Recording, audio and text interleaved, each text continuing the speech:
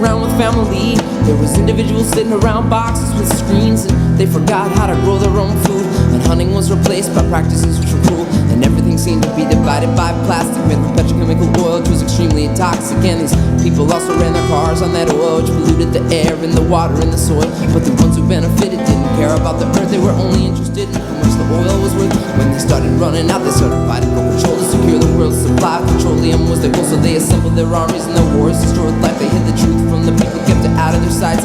And millions of people were betrayed by these lies, convinced to kill each other and watch each other die. Entire cultures were destroyed before our very eyes. We just sat around and watched the fire falling from the sky. But all the time we knew that it could happen to us. So we were living in fear and we were on the same bus. By invading other people we created more enemies, but they believed that they were doing it to make themselves free. This is the world that I grew up in, so you understand my brain when it begins to spin, searching for solutions, a better way to be. And I think much clearer when I begin to breathe. So I breathe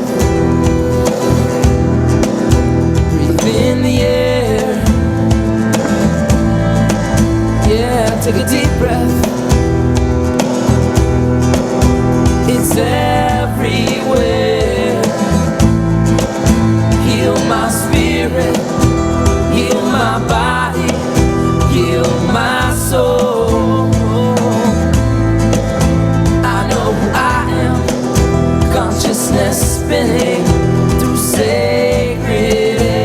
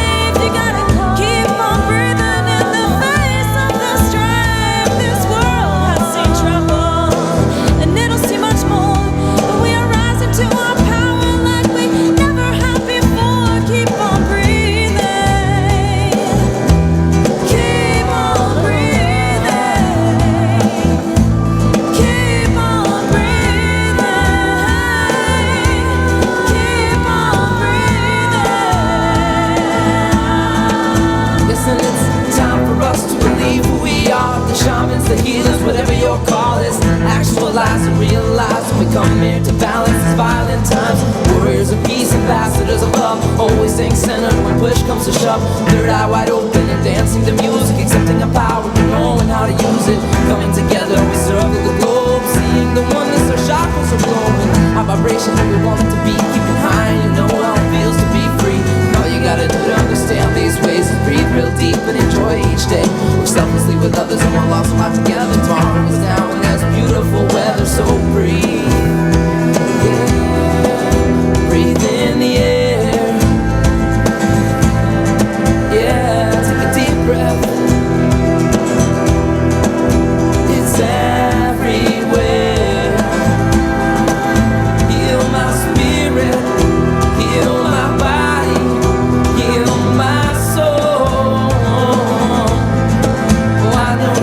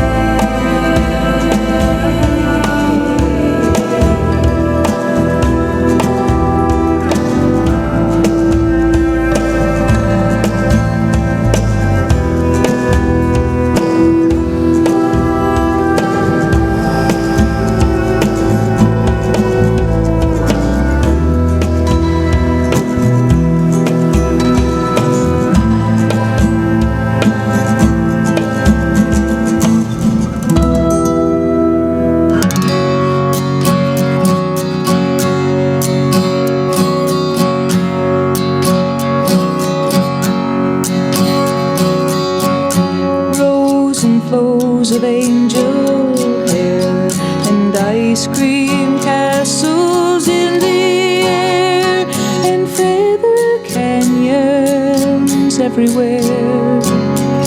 I've looked at clouds that weep, but now they only block the sun.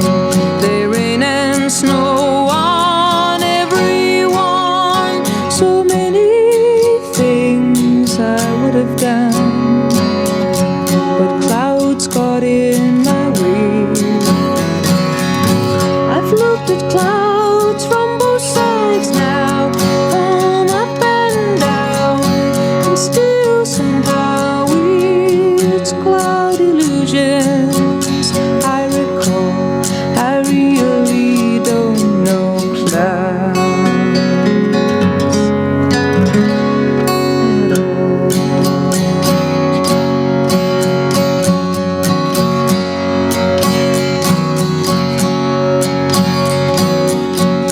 Moons and Junes and Ferris wheels, the dizzy dancing way you feel as every fairy tale comes real. I've looked at love that way, but now it's just another show. You leave 'em laughing when you go, and if you care, don't let them know. Don't give yourself away.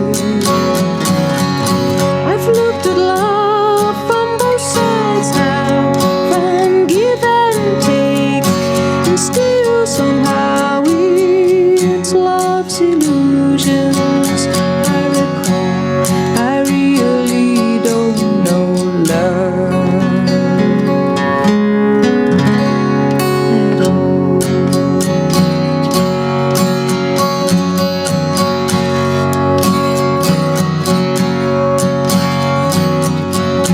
Tears and fears and feeling proud to say I love you right out loud. Dreams and schemes and circus crowds, I've looked at life that way, but now old friends are acting strange. They shake their heads, they say I've changed. Well, something's lost, but something's gained in living every day. I've looked at life from both sides now, from win and lose, and still somehow it's life's illusions. I recall, I really don't know life at all.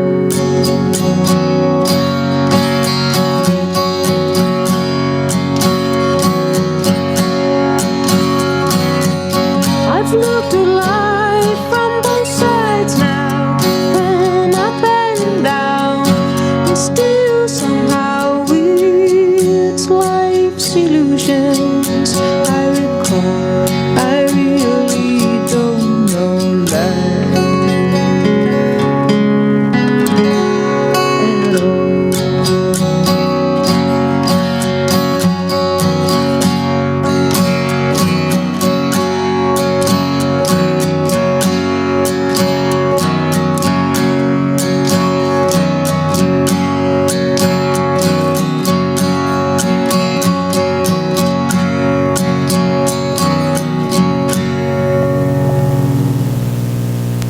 Yes, Joni Mitchell, and a song called Both Sides Now, and that was played in honor of Measure H and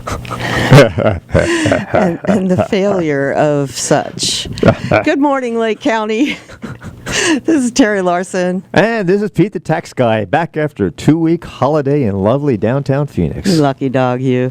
And we are on Lake County Magazine here at KPFZ 88.1. Now, first of all, everybody needs to know we are off the air at the moment. And caller, if that's what you're calling about, we are only available online right now because PG&E is working on their on the antenna up on the top of the mountain, so they've got us off for the time being. So we ask that you tune us in if you are getting us. If you can't be getting us over the radio, so you're not going to hear me say this, but you could call your friends and tell them to tune us in on the online at www.kpfc.org, and there's a player there under Internet Stream. You'll be able to pull that up, or 365.org live. 365.org, I believe, is the actual website. 365 Live. Okay, whatever. Go to our website and you'll get there. So I believe that's still up too. Yes, and if you missed the show, tell your friends, family, and animals that our show will also be on our website for viewing too in a couple of days. Yes. So, anyway, before we get into any hot and heavy issues, I do want to thank Mr. Phil Murphy for filling in for me. He did an awesome job. Oh, yes. I did listen to the first show I was gone, and then a little bit of the second show, but except I was on the baseball diamond at the time, so it was kind of hard to hear the whole show. He did a great job. He did. Although he did admit the first week he was a little grumpy, to use his expression, but he still was great. You know, Phil's got such a good mind. You know, I mean, he could be in like the worst mood of all and still do a great job. Well, it was nice because he's just a good guy and smart. It was nice to know that someone of higher intelligence and wisdom had replaced me. We're not saying a hell of a lot, but that's all right. Oh, come on now. You're both very intelligent people, and I think he was a good replacement. I know He was that when excellent. I'm out, Bob Blackmore will sit in for me, and I think he's a good replacement for me. So, you know, yes, we each have our own absolutely. replacements, Yes. you know, that help fill in when we've got to not be here. So that's just, I feel grateful that we even have people that we can put in those positions if we have to step out for a minute. Yeah. Because that means that Lake County Magazine will survive whether we're here or not. We going somewhere? Well, you know, remember, this used to belong to someone else who's no longer with us. well, You know what I'm saying? Anything could happen. No, that's absolutely true. So- Especially, you know, that's so true. Because Yeah. if you drove the freeways for 2 weeks like I did in Phoenix, Oh, Arizona, yeah. I'm lucky I'm sitting here. I know all those California Oh my drivers, gosh. right? Oh, not just bad, but rude. Oh my I'm gosh. sorry. Those were Phoenix drivers. Yeah, I was just absolutely disgusted. It took me 50 minutes to go 10 miles Oh my goodness. to go to a baseball stadium. See, that's why rush hour. when I take a 2-hour trip to Sacramento or San Francisco, It's nothing. I feel like, you know what? I'm getting off easy because I'm driving through the mountains. I'm not sitting in traffic. I'm not in 120-degree weather. And I am enjoying this beautiful scenery. And, you know, basically our drivers are pretty polite. Although for In those Lake that didn't County. understand that last comment about California drivers, in Arizona, we always blame the bad driving on the California drivers. Absolutely. Well, that's because we always see the California license plates in Phoenix. Well, a lot of it is, yeah, especially with the guys with the BMWs. Those are the ones that get on my nerves the most when they're driving through Scottsdale and all that. Anyway, But poor anyway. little rich boys. But, you know, it made me really appreciate Lake County for its beauty I'm so happy to hear that. and its relaxation base. I mean, the less stress than what we made. It was just, those freeways are a nightmare. My gosh. Exactly. I mean, our roads are dangerous, no question about it. But if you're sober and you're and you're not doing the wine tastings, Yeah, watch. you know, it is really a very Well, nice here's how place bad. to I've be. only been going a year and a half, right? And I've been there, 30-odd years. I could not find an entrance onto 202 in East Mesa to save my life. Seriously. Seriously, I was Shame down on on you. Sossaman and 101. Yeah. I mean 60. Uh-huh. And I was trying to find to go 202 north to Scottsdale to The find the baseball Sossaman field. one, they locked that one Oh, off. you could, yeah. My friend They said, took it out. yeah. Someone said, "Oh, go down Sossaman and hang a right on 60." Like, okay, well, no, there's no entrance, so I had Yeah, to go they down to took it Southern, out. hang a right on Southern, go down to. All right, don't bore people I'm with sorry. all that. But it was amazing. Nobody knows what you're talking Well, about. some people would know Phoenix. Not that many. Never mind. Yeah, Sorry, folks. thank you. Let's not digress. All right. So anyway, we've been fighting a battle with Measure H, and we're going to talk about that somewhat later. It did fail in the election at a percentage of 61.2% versus 28.8%, and the deal was that they had to have 66.7% or something like that Right. in order for them to actually pass the measure. And we actually, in full disclosure, we're a part of the NOAA Measure H committee because we are property owners in Clear Lake, and we do care about what happens in that city, and we shop there, and that 1% sales tax would have had to come out of my pocket. And I'm not happy with the way the city administration is being managed at the moment, and therefore I cannot, in all justification, support a measure that had no sunset clause, et cetera, et cetera. So we'll get into that in a little more Yeah. detail, but that has taken up a lot of our It has. time. And, Well, we need to talk about the most important thing. what's that?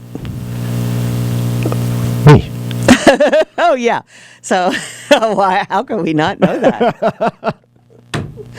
So, yes, so you were in Phoenix for 2 weeks, and Yes. you were playing in the men's senior baseball Yes, league. And the first team you played with didn't do so hot. Well, that was the Snowbirds. Yes, and they And really are literally what you would picture as a snowbird. Yeah. They're all in their 60s and 70s. Great and- guys, though. Great guys.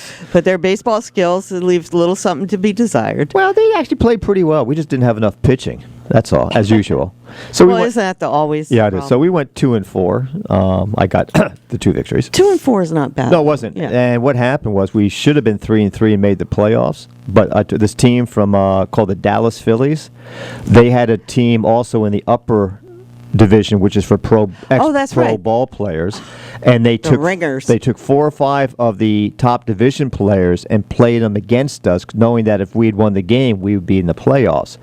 And you Wow. can tell, folks, the quality and the athletic ability and the reflexes difference between the two divisions, and we Right. got our butt kicked. Well, the men's senior baseball league is made up of ex-major Yes, league a lot ball of them are. players. Yeah, and There's during a lot of regular guys season, we that don't play. care, but during the playoffs, we have different divisions, so everyone's competitive with each other. Exactly. And so we found out that they actually were kicked out of, they had to forfeit But all of you're- their games, oh, but they by did? that point, the playoffs were over, so we weren't allowed to Oh. participate. So you're actually 3 and We would have been 3-3, yeah. 3 and 3. So, Well, that's still not bad because that's probably one of the better records. oh, of the for Snowbird. Norm and this team, oh, Yeah. absolutely. Yeah. So that's good. Yeah. And then the next week Yeah, we played. I was in the 60 and over in the division. Dodgers, On the Dodgers. I never swore where were they based out of?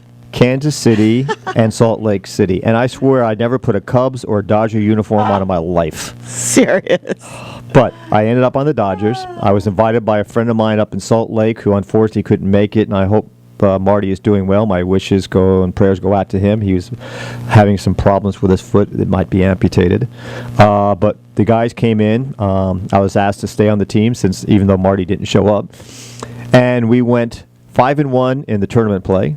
I won 2 games, and the other pitchers contributed, obviously.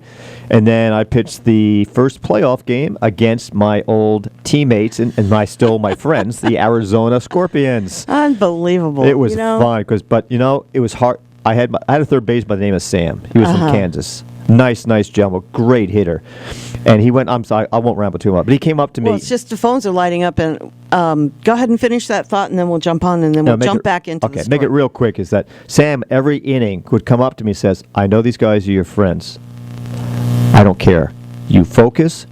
You don't even look at the batter. You do your job, and we have a nothing game. Every single inning you go out there." And he kept me focused. So that's I great. left. I left after 7 innings, up 8-0. Oh, that's fantastic.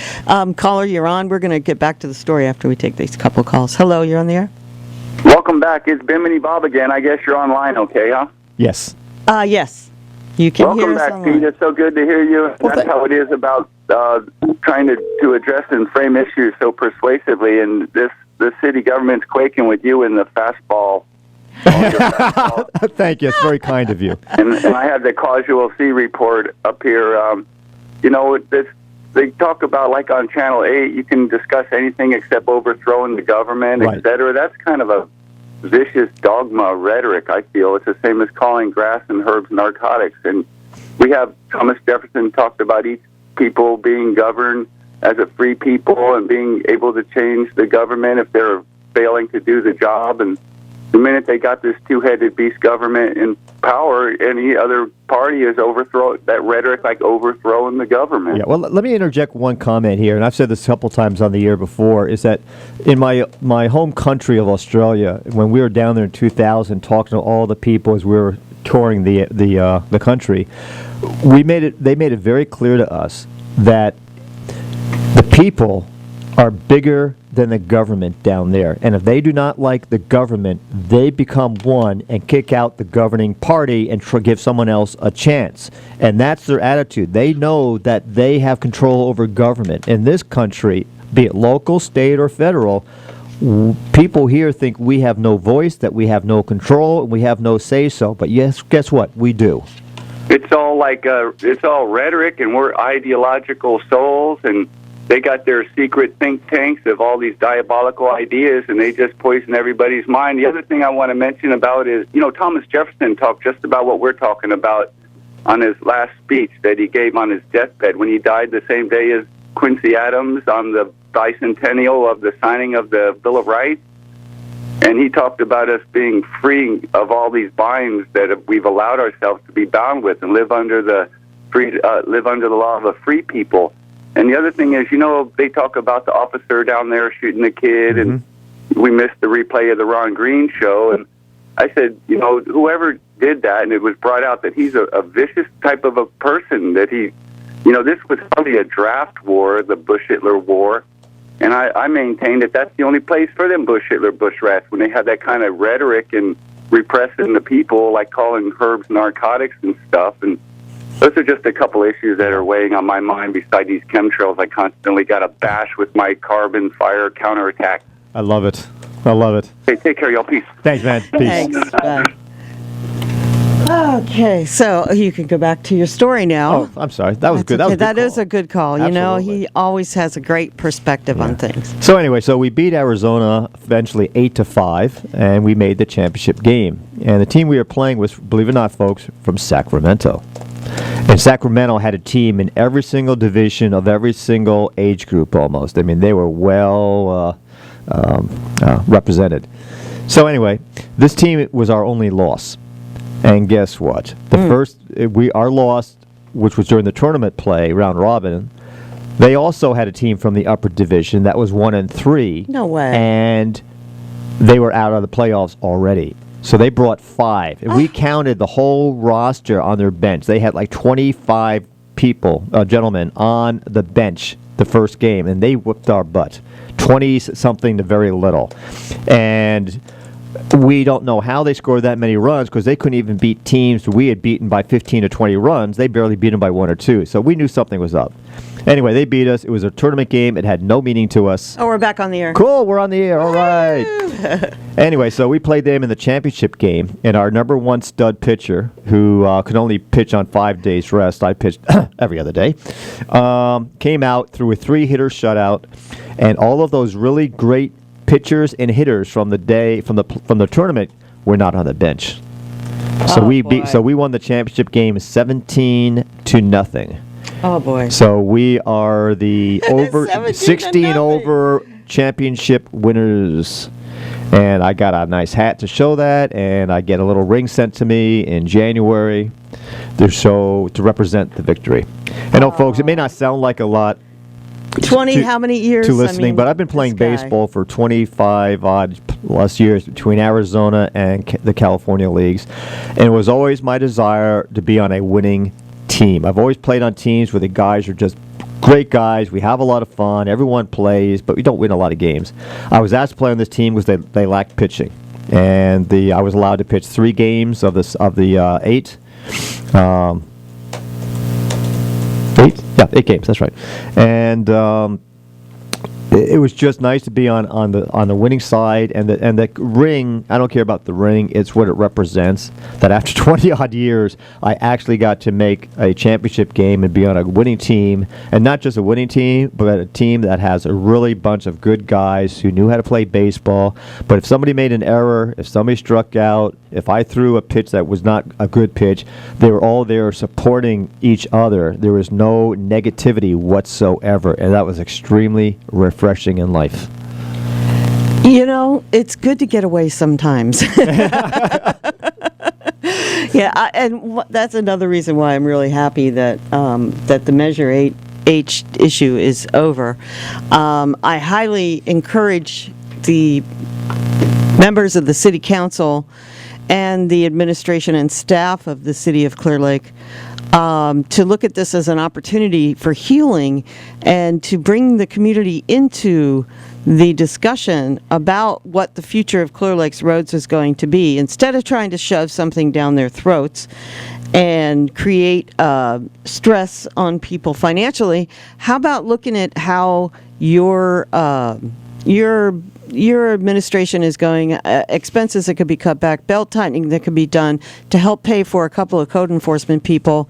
There's a good way to take care of this problem, and it certainly is a lot better to do it through the help of the community and with their advice than rather have those decisions made by people who really don't know what they're doing. Again, I've said this on the air way too many times, that the city council members, and this is not being disrespectful, it's just a fact of life, none of them, unless I am unaware of it, really don't have a solid accounting or economic background. They've never really been in business. Jerry's been in business, obviously. Denise is in business. Denise is in but, business, but you know, there's a difference between running a little small business and tackling big budgets like budget this. like Clear Lake, especially with all the problems it has. And you know, there's just a lot of people don't have the expertise and knowledge how to address these type of issues and make what I call the hard decisions. Right. The city manager, according to her resume, should have this experience and knowledge, but I don't see it being presented. Her decisions are just and ridiculous. I don't know anything about the new finance manager. I've heard that he's halfway, a good guy. Well, maybe he is. I'm sure they're all good people. That's not in question, but management is Well, what the problem I meant is. experience-wise. I don't meant personality-wise. Hello, you're on the air. Hello, are you still with us? Oh, okay. Alrighty, and yeah, that's the problem. Their judgment, $38,000 has now been wasted by bad decisions in the city of Clear Lake in the last 6 months that I've seen. They don't have the money to throw away like that. When this first came up for the vote by the council, I remember I got up at the meeting and stated that if they want to have a vote, do it during a time when it's not considered a special election. I know they were afraid of the lake tax, but I believe the lake tax is going to be next November. They could have gone on the ballot in June, which would have put them ahead of that, instead of forcing it on people in a very short amount of time and expecting people just to roll over and do whatever they say. Right. Matter of fact, one of the people who was a very big advocate for Measure H for Yes even commented to me the other day saying, well, I thought you were only against it because of the cost of the special election instead of waiting for June. So even people on the yes side knew that we had stated that one of the biggest reasons we were against it initially was the cost of the election. Right. Then we started analyzing the budget and the statistics, and we realized, well, this is a lot more to it than we originally thought. Exactly. But the point is they acknowledged the fact that we were against it only because of the cost involved. Exactly. And the fact that the previous record of the use of the gas tax monies, once we started doing our research, we realized that 70% of the gas tax money is being used for salaries already. Yep. And their plan was to use 100% of that money for salaries yep. to pay for the road work that the Measure H would have Right. paid for. Along with... But they had no plan for the road Right, work. along with the fact that they were actually, and I'll use the word hoarding for better choice of words, the gas tax monies in the past few years and keeping it in the bank instead Right. of spending it on roads. Right. And the roads that they were improving with the gas tax money are the same exact roads that were going to be addressed by Measure H. Right. So instead of using the gas tax money the way it was meant to be used, they actually are using it to pay salaries. And that's why they wanted to put this extra tax on the people, so that they could put more of that gas tax money into salaries and not use any of that money to fix the roads, which is what it was originally passed for to begin with. Well, California, we wonder why our gas costs are so high here. In Phoenix, I was filling up at $3.03 a gallon. Now it's $3.60 something here, so our prices have come down a little bit. It's mainly the difference is nothing more than the actual cost of taxes Right. on our fuel here. Right. And it's one thing to say, yeah, we pay more because we have more money being to help improve the roads, Right. but not when it's spent on salaries and benefits. Right, right, So exactly. that's the whole point, folks. By the way, I don't think I told you this, but we do have a guest coming in at 10 o'clock. Oh, we do? Yeah, Joanne Ciccato is supposed to come in and talk Really? about her new book. Yeah. Oh, okay, that's cool. Okay, hello, you're on the air. Hi, it's me, Bimini Bob. Oh, you're triple dipping, huh? Well, one time on the radio. I gotta say, it sure is great to have Peter here, and the government's quaking like shiver me timbers about having an accountant that can teach this speedball question. Well, the thing that bothers me is that the council just, oh boy, you got some static. The council has approved a new accounting firm, a CPA firm. They got rid of their old one for some reason, and it was supposed to be an emergency decision. And the CPA firm they hired, the head of that firm is a personal friend of the city managers. So they're now going to be in charge of doing the city audits. So Any other business that would be called embezzling what's been going on, and pretty soon we can send you to Washington. They'll be quaking so bad they'll be taking off in their corporate reptilian spaceship. yes, the Anunnaki Nice. come and get us. Get them out of here. All right, thank you. Oh, I love our callers. Yes, they're so. I missed this part. I missed the callers. Didn't you? I did. I know.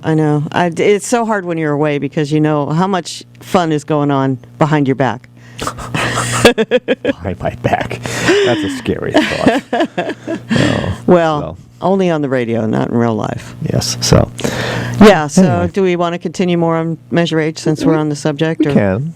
Was there more about the baseball? No, I'm just so proud of you. I mean, the idea of you having a championship ring just thrills me. Well, I just also brought back memories of the baseball fields I used to play on every day. The professional fields. Yeah. Folks, if you play baseball or you play any type of sport and you have an opportunity of playing on what I call a professional field, you know the difference between that and our own local fields. And when I first came here last year and started playing down in Santa Rosa, and I'm looking at the baseball fields, I'm like, really? This is what I got to play on? Because I'm spoiled. I play on major league spring training complexes. We played the Milwaukee Brewers, we did the Dodgers, we did the Cleveland Indians, we did the San Francisco Giants, we did the California Angels. All those were their spring training complex, and the fields are manicured. Matter of fact, we're not even allowed to warm up anywhere except in the outfield so we don't tear up the dirt and the turf and everything else. So that's it. I won't ramble on anymore about my baseball, but it was fun. Thank you for allowing me to go for 2 weeks. Hey, you know what? You're going to have to return the favor when the time comes. That's all. We are this weekend.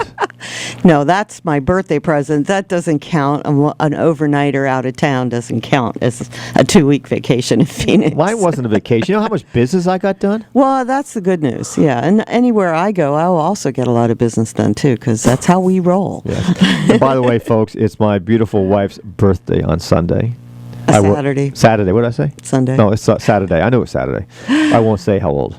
I'll be Thank you. polite. Thank you. And we are going down to the Melting Pot in. I'm so excited. Larkspur. Larkspur. and That's one of our favorite places, Yeah, by the way. yeah, it is Never abs- been to this one, but in Phoenix there's Yeah, two. So. even though it's a little bit pricey compared to the rest of this area, it's not. Aren't I worth it? Of course you are.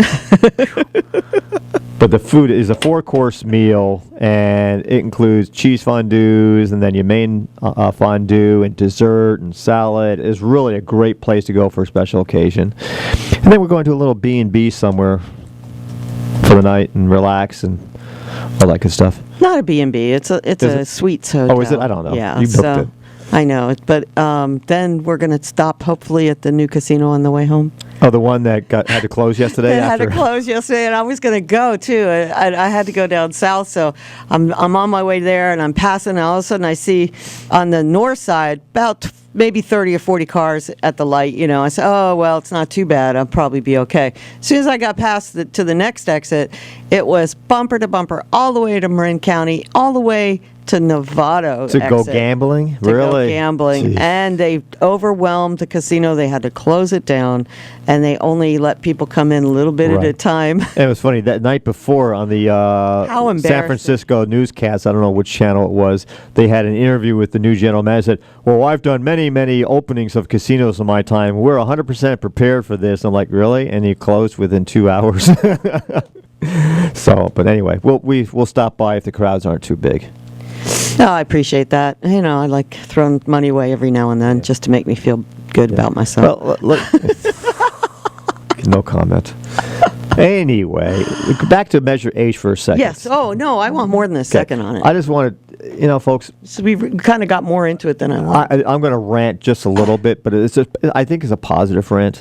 One of the reasons why the city council and staff, i.e. the city manager, wanted to put this Measure H on this election was because they felt that there would be a lower turnout, and therefore they had a much better opportunity of having the measure passed. Well, as you may or may not know, Terry and I were on the No Committee, as we just said, and we did our best to provide information to the voters, be it they agree to it or agree with it or not, to present the facts and information so they could make a knowledgeable decision. Hopefully we did that because the measure was voted down. But here's the problem. Of the total amount of registered voters, which was 6,046 in the city of Clear Lake, only 1,609 voted.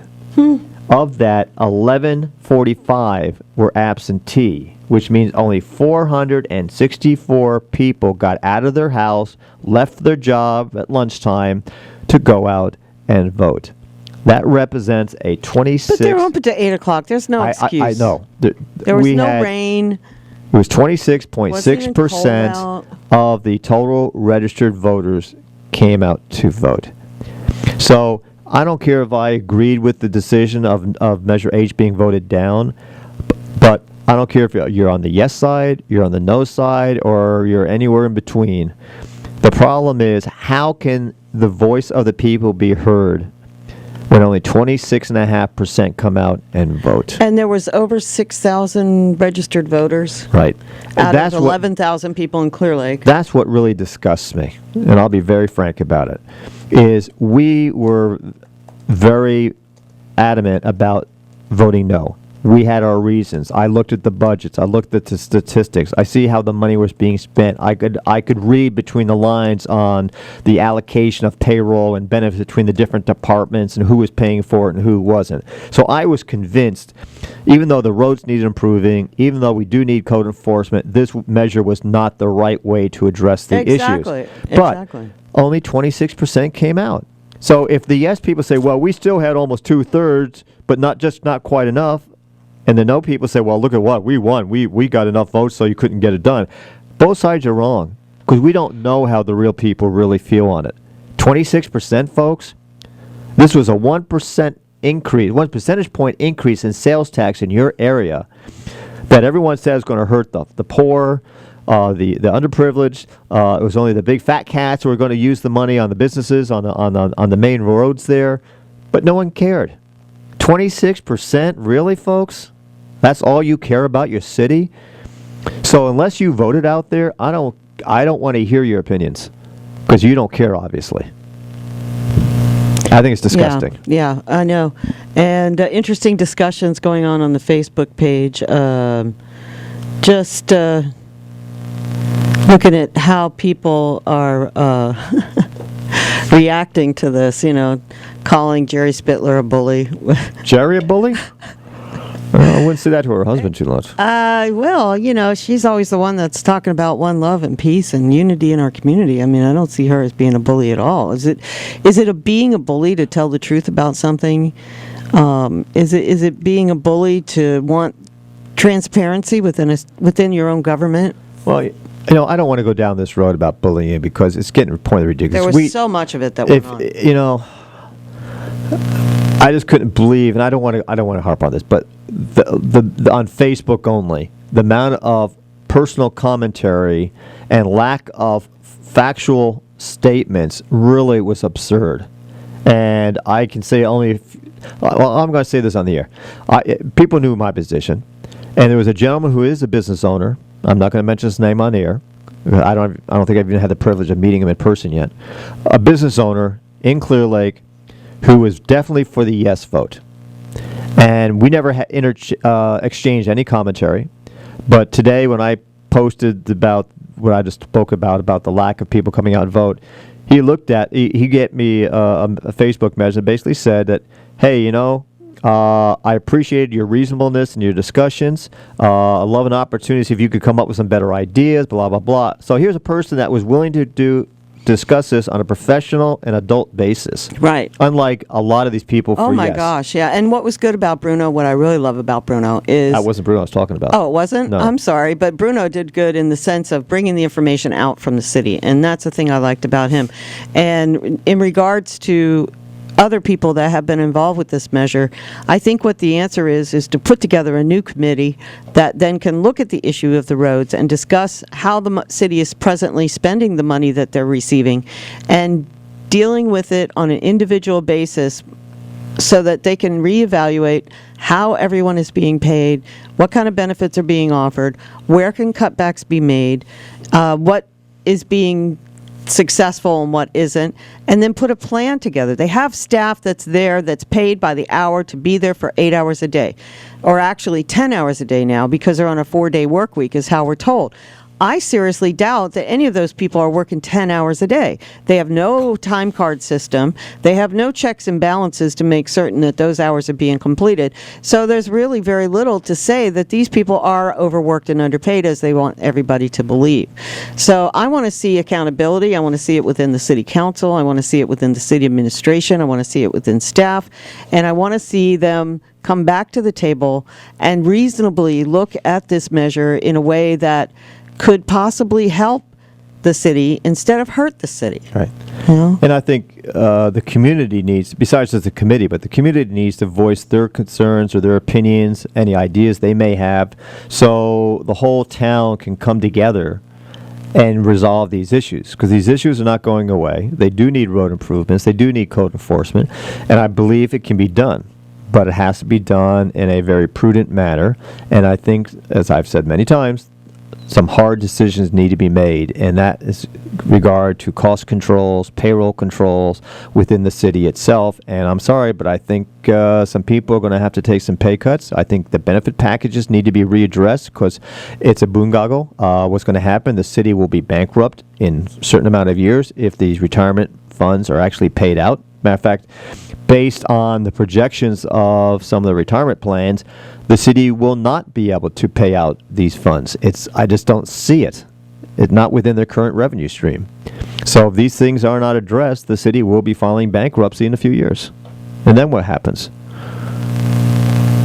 Well, that's the problem. They have no future plan. They're living day by day, paycheck to paycheck within their own city. They're going to go bankrupt anyway because of the retirement planning that they've done with the police Well, department. here's the biggest That's farce. gonna send 'em down the Yeah, tubes. here's the biggest farce of it all, and I don't mean to pick on any one person, but the city manager in one of the city council's meetings stated that her goal was to have 1 year's worth of expenses in the bank. Well, the revenue stream is $4 million, give or take. And this year in their budget, they are in the hole by $6,000. So how the heck do you make a statement like your goal is to save $1 million to $3 million to $4 million and keep that in reserve when you can't even balance your budget by $6,000 and you have horrible roads and you have no code enforcement? So where's the practicality? Where's the planning? Where's the 5-year, 10-year Right. projections involved in this to show us? It's a bunch show of us the money. yeah, thank you. You It's know? it's a bunch of It's misinformation. smoke and mirrors. That's a nice way of putting it. Yes. So that's I'm why I'm sorry. so about this stuff. If they had been more forthright and forthcoming with all the information, I would possibly have supported it. But not making any changes in something that already failed and just saying, oh, the people need to be educated. As soon as they are educated, then they'll get the vote. And you know what happened? They got educated and the vote for them was less than it was the last time. Exactly. That's what happens when you educate people, Yeah, folks. yeah, I think the town hall meeting kind of backfired on them to a certain extent, Mm-hmm. don't you think? They should have done it a lot more equitably, allowed both sides to be shown, had the questions from the no side in advance so they had proper answers and they didn't look like they were stumbling, and, prepared themselves to face the onslaught instead of trying to detract and deflect it. Yep. Yeah. Anyway, it looks like we're boring people because we don't have the phone ringing. No, I'm sure people are listening. But anyway, that was Measure H. Now the next move, and I'm already talking to people on the committee. They're already jumping in for the next level, which is to form another committee that would look at the expenses and outcomes of the city and try to help come up with a new measure and a new plan that would allow us to Right. raise money, and do things properly.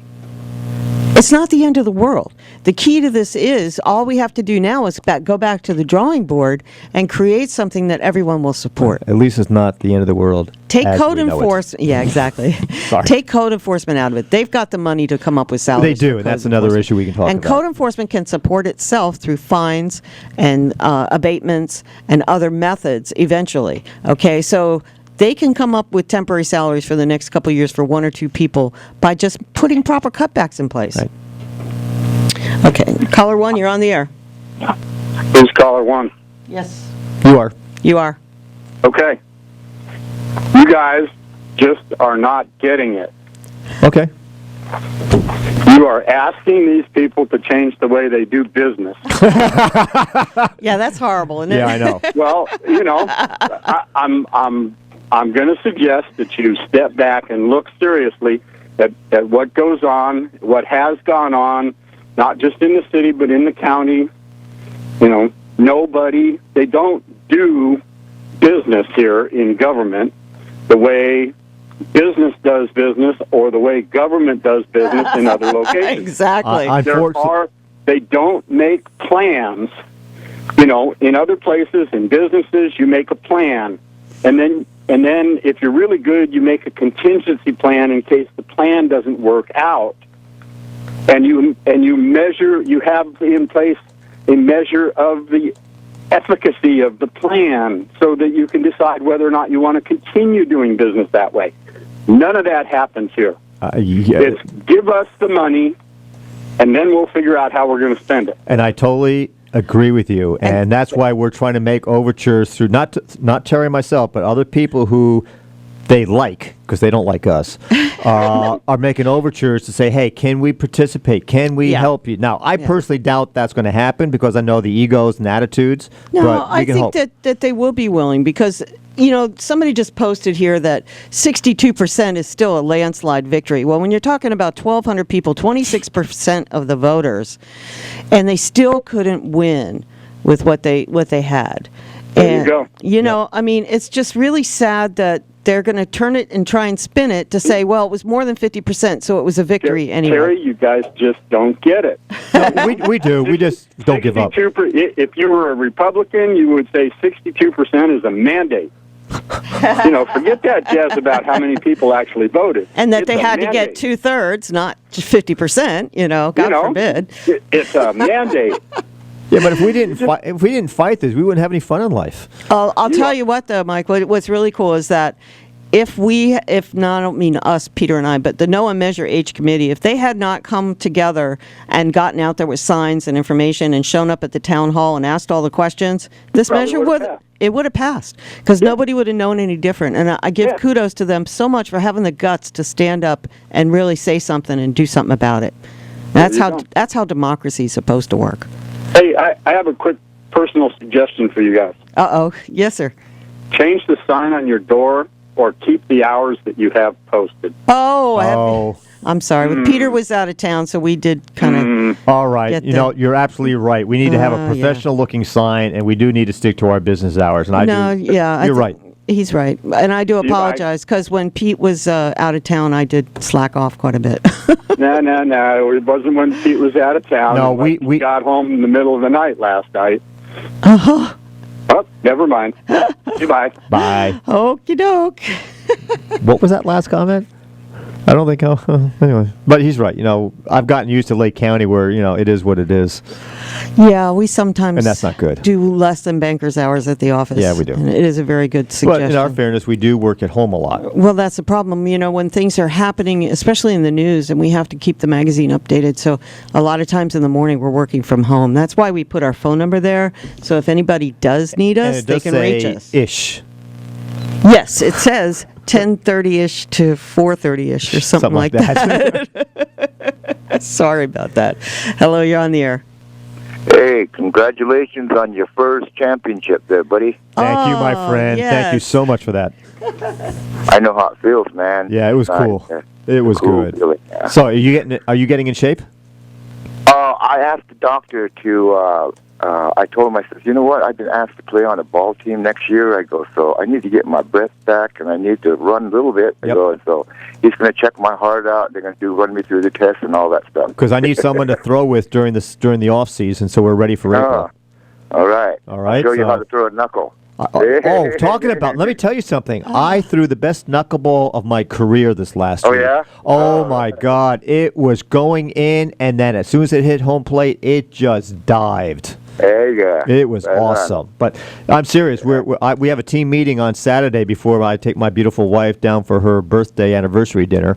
And we're going to be talking about who's taking over the team. And I'm already mentioned that I have a couple of players up in Lake County who are of the proper age group that want to play. So you need to be serious, and you need to get out there, and we need to practice. Is it 55 and over? Yes, sir.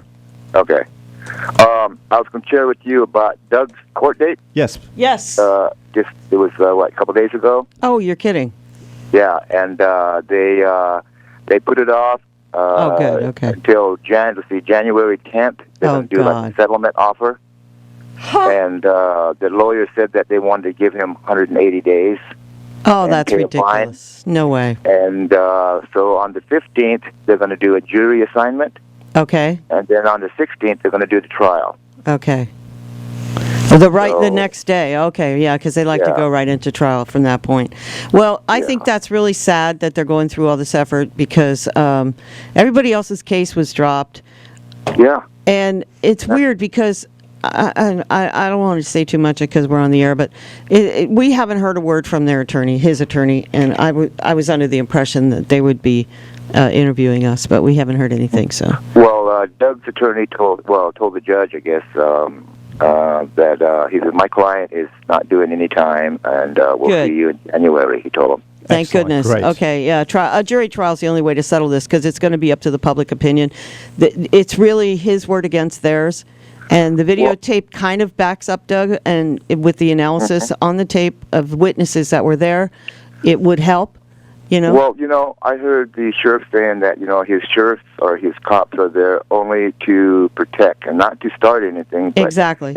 If you see the tape, it shows that tall kid. I don't know if he's the sheriff. Yeah, he's actually one of the cross-deputized DEA agents, which they denied when we first came out with the story. His name is Walsh, and he was the main aggressor in the room, and you can see it clearly. Yeah. Clearly.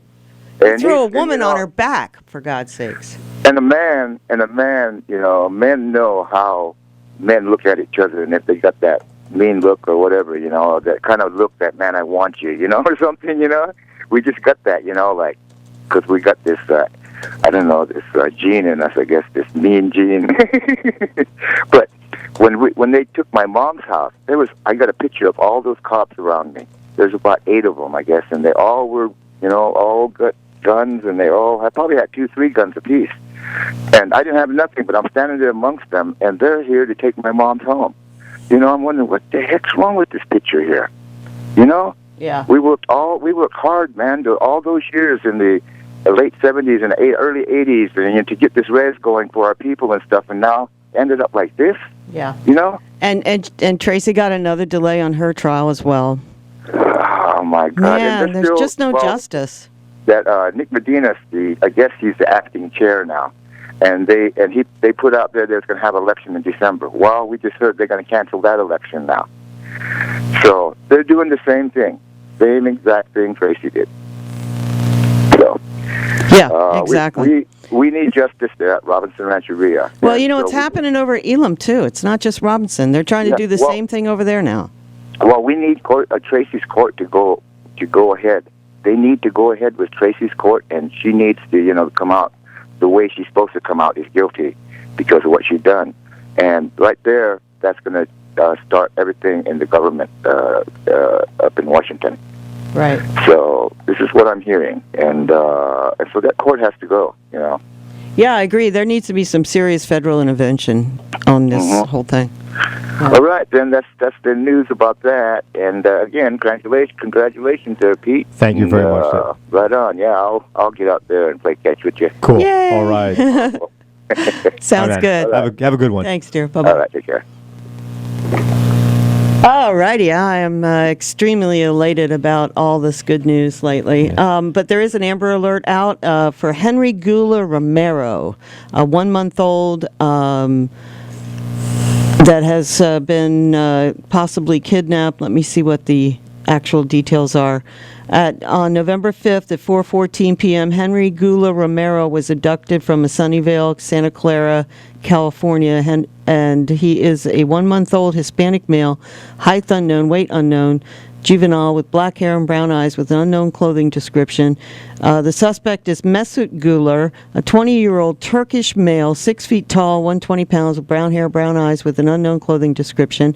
He was last seen driving a tan 2004 GMC Envoy with a California license plate of 6HIL892. The vehicle has a large American Eagle on the rear window, so that should be easy to spot.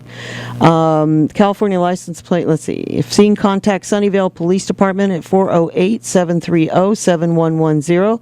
They also said on the news today they possibly had seen the vehicle in San Diego, but they still have not captured or located these people. So Amber Alert for a brown and brown tan 04 GMC Envoy with the license plate 6HIL892. Just throwing that out. Good job.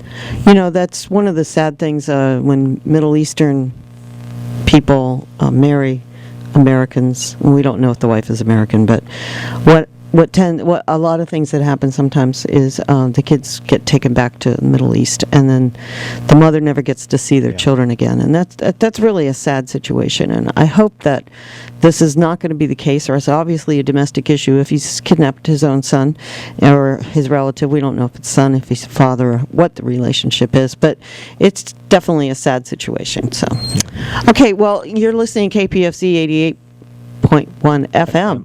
Here in Lakeport and all around the lake, and we're going to take a quick break and come back with the review of I don't know, maybe what's her name is coming next week, Joe. I don't know. I might be confused, but we do have the measure. What else Would be the is first new, time. right? We do have the new medical marijuana ordinance that the county is now trying to push on the people. Here's the next battle, folks. Yep. We're done Next. with measure H. Now it's time to look at MJ. the marijuana ordinance for the county. Bad news, really bad news. But we've got one quick caller. Let's take that real fast, then we're going to take a break. Don't put me on the air, but I wanted to tell everybody that this is Lake County, California. Here I come. Because we're streaming all over the world. Isn't it That's so right. true? So you got to say California. Oh, There's good a- point. Well, yeah, There's you're right. a dozen Lake counties in America. There's Lake County in Illinois, I Lake forgot. County in That's Florida. right. That's right. Oh, so let's true. go for California. All right, sister. Thanks so much. All right, it's me, Cassie, at the Law Library, and thanks for Hey, your show. Cassie. Thank you. Glad you're Thank listening. you. Bye-bye. Bye. Yeah, I love those ladies over at the Law Library. You know, they're awesome. Woohoo! Yes, Lake County, California. We will be back in a couple of minutes with Terry and Pete on Lake County Magazine.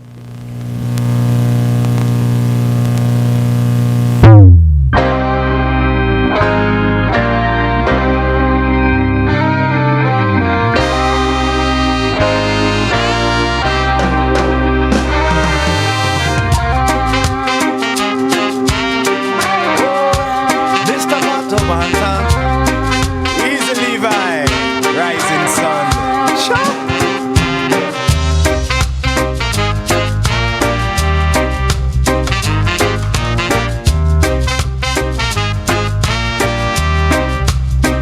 Well then, wake up, a new day is dawning.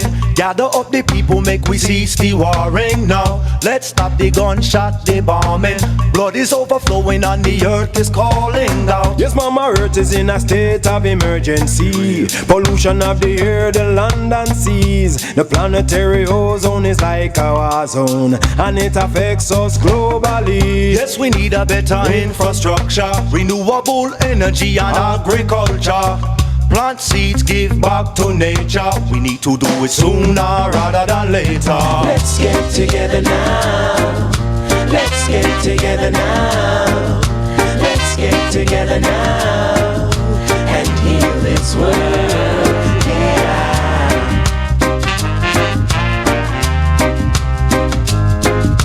Let's get together now. Let's together now and heal this world.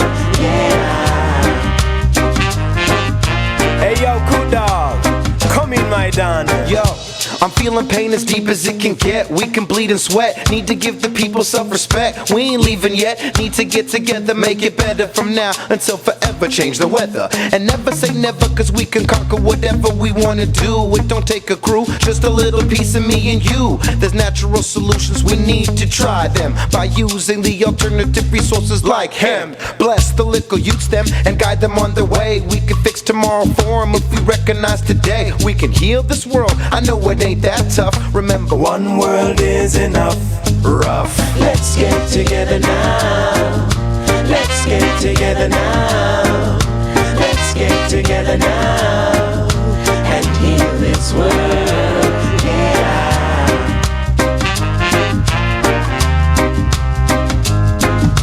Let's get together now. Let's get together now. Let's get together now and heal this world. Yeah.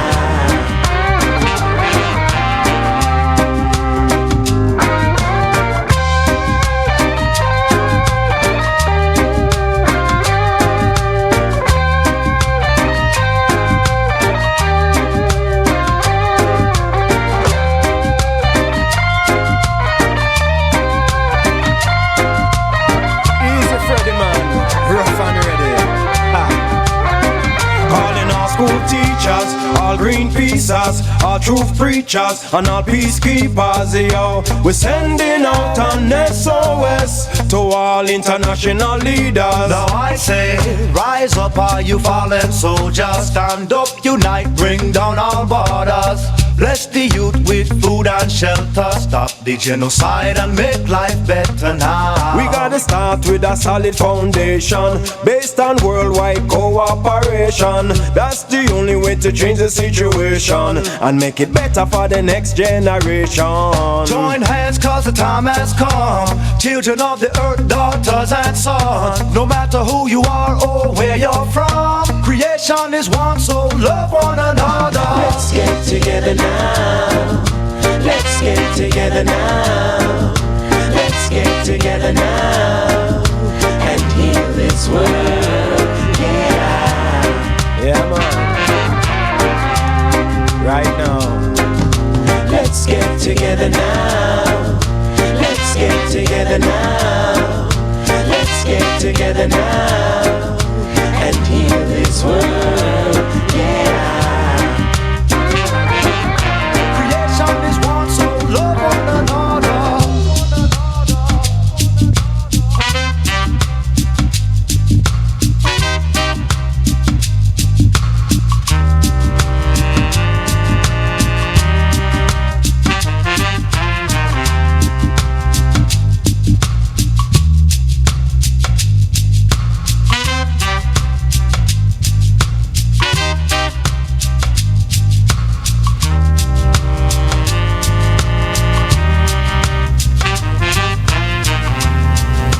And folks, that was Pato Baton and Banton. Banton. All What I these said. After all Pato these Banton. years, you don't know his name. What did I say? Baton. No, I didn't. Pat. You can look at the tape. That's all right. I will. I'm the one that Should have edits it. known better. Pato Banton. Banton. B-A-N-T-O-N. Right.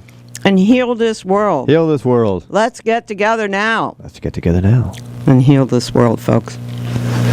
Heal Lake County. Let's start healing now. And you are back with Lake County Magazine with Terry and Pete the Tax Guy. That's right. Back to normal. And As normal can be around here. I'm not sure, but I think we might have someone on the line. That's good. Hello? Hello. Hello. Okay, that's Just number. a traffic alert here. Oh, yes, ma'am. Yeah, I was just driving into Lakeport and from Finley up, just a little south of the light. When you just first come into the Hopland, 175, there's a one-lane traffic. So ask for a little bit more time. Oh, to get that's to where right. you have to go. That's right. It's Caltrans construction going on there. They're doing a good job, but Yes, you they you are. have to sit there and wait in traffic for a little while. Very true. Okay. Thanks for that. Got it. All And right. this is a lot better than San Jose and San Francisco, believe me, on the Oh, open. yeah. I know. Isn't it great to be in a traffic jam in Lake County? Oh, my, it makes my day. Oh, great. Well, enjoy the rest of your day. You too. Thank Bye. you. Bye. Hello, you're on the air. Hi. Hey, how you doing, bud? Oh, not too bad. Okay. Welcome back, Pete. Thank you. And if you didn't hear, I want to thank you again for filling in and taking my place. And I said it's nice to be replaced by someone with a higher intelligence than me. Oh, well, I'm not sure who that might be. But anyway, thank you again. Yeah. You did good. It was a pleasure working with you, too. Yeah, it was fun for me, too. Good. Anyway, I've been asked to fill in for your regular lake reporter this week. Okay. So you're becoming fill-in Phil. Yeah, I'm the replacement. Anyway, he says that in his neck of the woods, which is out there by the Gooseneck in Clear Lake, it's about 3 feet of clarity and 60 degrees water temperature, and he says it's nice, which I guess is good. That's good. I'm not sure about the 60-degree temperature, but yeah, Well, that's at the surface, you must remember. that's true. Very true. So, anyway, yeah, that was kind of interesting to see how the Measure H thing went down. I think the people that, suggested that they needed to make some improvements on it in order to, get the approval for it, I think they're correct on that because, obviously the voters were not impressed with it the second time around because it was the same thing. It was, Well, exactly. Exactly. And they said, we're going to educate the people, and that's going to mean we're going to get more votes, and we'll win this time. Well, they educated the people, and they got less votes. So, well, actually, I didn't really think too much of their education program because it was very short on specific. It was. And then the No Committee brought out the specifics, and that's really what turned enough heads to blow this thing out of the water because people just in their own conscience could not vote yes for it. Not when you see the mismanagement of funding and all that. Yeah, there's definitely some work that can be done on their budget there. But kind of the bad news, I guess, is that now those of us who spoke out against it are kind of in the position where we have to come up with a better alternative. Yeah, but that's okay because I've already seen some conversations with the No on H committee members, and those people are willing to go to the table with the yes people and hammer out something that makes sense. Well, yeah. I mean, everyone's got the same goal here. Sure. Get the town healthy economically and repair the streets. But Right. we're just looking at it from a different angle, and it's taking a different approach. Right. But, And yeah, I think there's plenty of will there to get it done and to work together. So I'm kind of optimistic. Good. I'm glad to hear that. I agree. I think that's going to make a big difference, and a lot of people are complaining about the apathy in Clear Lake. But what this is teaching me is that there's actually a lot of people who are wanting to be active in the local government and are willing to step up and take those roles on, and I think that's really admirable. Maybe 1,200 people only showed up to vote, but there was enough of the no people that did show up that actually defeated this measure. And so those people are now the ones that the community has to look to come up with the answers, and I think those people are willing to do that. Well, I'm hoping that this serves as something of a wake-up call for the council to be a little more open-minded and inclusive and, just be a little more flexible with what they're trying to do. Absolutely. Absolutely. But while we're on the subject of misguided tax measures that appear on ballots, yes. Yesterday they had another workshop for the son of Measure E. Oh, yes. And I was really very, very disappointed with that whole discussion because I had been trying to find out, because I knew on Friday they had a draft expenditure plan that was down on paper somewhere. It had been shown to people in the public, part of that elite little mystery group of people that get this information ahead of the rest of us. Right. Anyway, I made inquiries, tried to get this, document, but it was not shown to the public until the meeting itself, which I think is a violation of the, public notice Yep. rules, which, state that it has to be in there a certain time period before it's, before the meeting. And there's, they have a little bit of leeway on that if it's an emergency thing, which I don't think this really was. But anyway, I felt that this wasn't by accident. Okay, I think that this was a deliberate effort to keep these numbers in the dark as long as possible, to give the potential opposition as little time as possible to, respond to them. But anyway, y'all still there? Yep. Okay. Listening with bated breath. Okay. The thing that was really annoying about this was that it had been finally settled, I guess, that the highway checkpoints were off the table, and they were going to have an automated ramp control system in place. And they had budgeted $1 million a year, supposedly, I guess, for the 10-year time frame of the tax, for running these ramp controls. Well, obviously, if you've got an automated system out there and you're only proposing that they locate these at 6 different spots around the lake, once you have the infrastructure in place, it's not going to cost you $1 million a year to operate these things. So I asked Scott DeLeon, what does it cost to run one of these per year? Well, he had no idea. What do you mean he had no idea? He would not. Well, honestly, Pete, I think he does have an idea. Of course, he has to. Scott's a smart guy. Yeah. He knows his stuff. He's been, promoting this ramp control system for a couple of years now. I'm sure that he has some kind of idea. He did not, I think, want to vocalize any of that information because basically they told him, Scott, we're giving you $2.4 million a year, a budget. Figure out how to spend it, which is kind of a Well, it's ass backwards, absolutely. Yeah, it's you figure out what you need, and then you figure out how to get it. But they've backwards engineered this thing from the beginning, because I guess they just assumed that it couldn't be done on a quarter-cent sales tax increase, so they were going to go for the half, which I think is a flawed premise. But anyway, so you might have $1 million for that first year in your startup cost to get these things going, but you should be able to run these ramp controls for somewhere $50,000-$60,000 a year over the once they're in place. And if you budgeted $1 million over 10 years, well, that's a lot of money to be, extra. I mean, this is the largest single component of their plan by far. Wow. And when you're that sloppy with the numbers, we're talking about probably $950,000 a year for 10 years, and you have no explanation of where that money's going to go. That's sloppy. Well, it's bad management. And here's the other thing is that that kind of carried over into all the other little elements of this plan. Like, for instance, they wanted to set up a program to monitor streams here for various things, sediment and whatnot.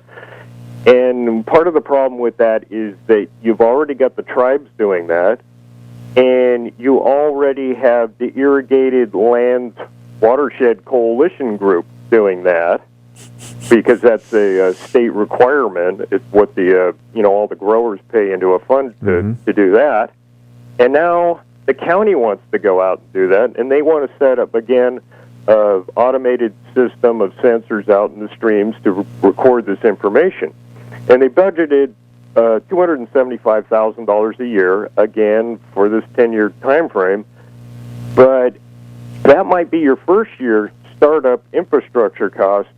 Again, the ongoing cost to operate those sensors out there and collect the data, it's probably going to be maybe tops 20% of that. If that, yeah, I agree. Yeah, so Absolutely. Again, you've got $250,000 a year, for 10 years that you can't account for really where that's going. So I'm just, the degree of sloppiness in putting this together, because they've had a full year to come up with some kind of alternative plan for Measure E, because, you know, they knew they were going to put it on the ballot again. I don't know. It seems like their hearts aren't in it, or their heads aren't in it. I think it's almost, I don't know, tunnel vision, where it's the same old problem over and over and over again, and no one has the creativeness or the work to actually go out and look at alternative solutions and come up with it, and actually have a reasonable budget put together to substantiate it. I think it's just typical government at work. Well, it's kind of astounding, though, Pete, because not one of the supervisors questioned this expenditure plan. Well, of course not, because they don't, and I'm going to repeat myself, Phil, and I apologize, is that, tell me one county supervisor, I'm not being demeaning, I'm not being derogatory, I'm not trying to put anyone down, I'm really not. Tell me one of those people that truly have a true managerial, accounting, economic background that can really interpret and understand budgets and how to balance budgets. But Pete, don't you think the basic elements here are so simple that anyone with basic math skills and 3 functioning brain cells could? Well, you just hit the nail on the head. Well, I don't. That's not. I'm sorry. I take that back. I take that back. I don't mean to be, over the top mean to these guys, but on the other hand, they're getting paid $80,000 a year to show up for 3 hours every Tuesday or so. I expect some intelligent questions once in a while, and you've got 5 people there. Well, you've got 5 people that one of them should have asked, well, Scott, what about this, $10 million you've got here that we can't really figure out where it's going to go? But the typical answer and that I hear, doesn't matter if it's a county supervisor, city of Clear Lake, is, well, we pay staff to do that. That's not our job. Okay, well, if the staff isn't doing their job, then someone really needs to redirect them. Well, I totally agree with you. I totally agree. And it starts from the top. Yes, it absolutely does. And people God, I'll speak English here. People need to start being accountable for their job performances. And this was what my biggest thing with Clear Lake, not to digress, is that, remember they said, oh, we haven't had an increase in 5 or 7 years. Well, that was the COLA increase. They were still getting their stepped increase, and stepped increase is based on seniority, not based on productivity. Yeah, so no matter what, they get it. And that's the problem with county, I'm sure, even though I'm not that knowledgeable about county yet. But if you're getting pay increases just because you survive is not a good way of being rewarded. You need to be rewarded based on your performance and your productivity and your knowledge within your job. Well, yeah, and you also have to factor in that the health care plans that the city and county have been providing have become a lot more expensive, and the city and county has picked up that increased expense. So the overall compensation package has gotten bigger. Absolutely. And has anyone really taken a look at alternative methods to do that? For an example, and I'm not saying this is right or wrong, is giving them a supplement of their pay of X amount of money per pay period or per month or per year towards health costs, and let them go under Obamacare like the rest of us. Exactly. And let the government subsidize it, the federal government subsidize it. That'll save them thousands and thousands every year. And that's just an example. There's more than one way. When I worked for American Airlines, and I'm not trying to brag here, I mean, I had a $100 million budget I had to put together every single year when I ran Kennedy Airport then from a financial point of view. And we did all this departmental allocations and this and that and the other, but I started from the ground up. I wasn't said, here's your budget, make it work. I had to build it from ground up. How many employees did I need to run the oyster bar? How many did I need to run the coffee shop? How many did I need to have on the runway to take care of the plane maintenance? I had to be accountable for every single penny of that budget, and then I had to go in front of the board of directors of American Airlines to present that budget. You think you want to talk about stress and pressure? I don't see that happening here. I'm sure no one's trying. I'm sure if they didn't get the information they needed, you wouldn't be there long. I was pulled off my vacation time, ordered back to Dallas to rewrite my budget because the board said we don't agree with this one number. You get your butt back here or you don't have a job. And that's a true story. And so, that's why I realize government accounting is totally different than public and private. But the basic concept is not different. Yeah. And that's what I'm not seeing here in Lake County, nor any other place I've lived with in government, to be honest with you. True enough. Okay. Hey, have I got any more time here? Well, we have a caller holding, but if you would like to make another comment, you may. Oh, I just want to quickly say that Rob Brown seems to be back in his old form again. Yeah, it looks so, huh? When the senior mobile home park rent control thing came up, boy, it was like the old days again. Oh, is he against it or for it? He's very much against it. Of course. Anything that helps people. Can you hang up the other line, please? Oh, yeah. They must have gotten off the line. You may I guess call we back. don't have a caller holding.